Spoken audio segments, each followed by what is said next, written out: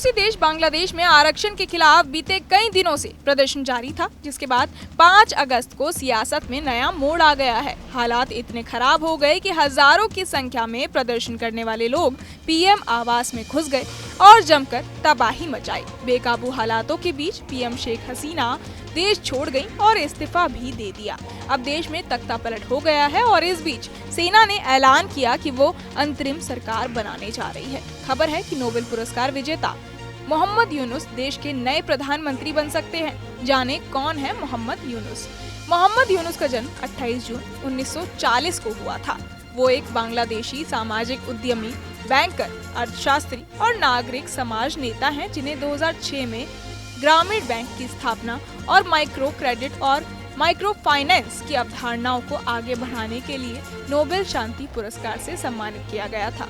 ये लोन उन उद्यमियों को दिए जाते हैं जो पारंपरिक बैंक लोन के लिए अर्हता प्राप्त करने के लिए बहुत गरीब हैं।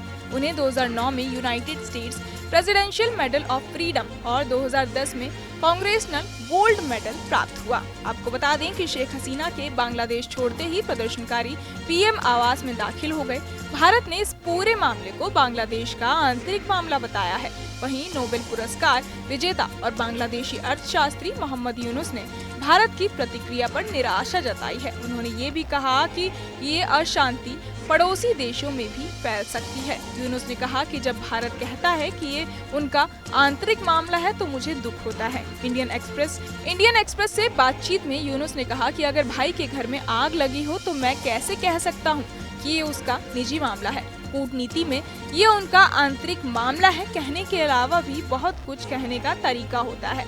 मोहम्मद यूनुस ने आगे कहा कि अगर बांग्लादेश में अशांति हो रही है, जहां 17 करोड़ लोग संघर्ष में हैं, युवाओं को सरकारी बलों द्वारा मारा जा रहा है और कानून व्यवस्था बिगड़ रही है, तो ये साफ है कि स्थिति बांग्लादेश की सीमाओं के भीतर नहीं रहेगी और पड़ोसी देशों को प्रभावित करेगी। यूनुस अपने माइक्रो फाइनेंस कार्य के लिए जाने जाते हैं, जिसने वहां लाखों लोगों को गरीबी से बाहर निकाला है। हालांकि उन्हें पूर्व प्रधानमंत्री शेख हसीना के विरोध का सामना करना पड़ा। उन्हें हाल ही में एक भ्रष्टाचार मामले में दोषी ठहराया गया था, जिसे उनके समर्थकों का कहना है कि ये राजनीति से प्रेरित है। यूनुस ने भारत से बांग्लादेश में लोकतांत्रिक प्रक्रियाओं का समर्थन करने और चुनावों में पारदर्शिता की कमी की आलोचना करने का आग्रह किया। उन्होंने भारत के सफल चुनावों की प्रशंसा की और बांग्लादेश में लोकतांत्रिक लक्ष्यों के लिए भारत के समर्थन की कमी पर दुख व्यक्त किया। उन्होंने इन मुद्दों पर भारत सरकार के साथ चर्चा करने की योजना बनाई है।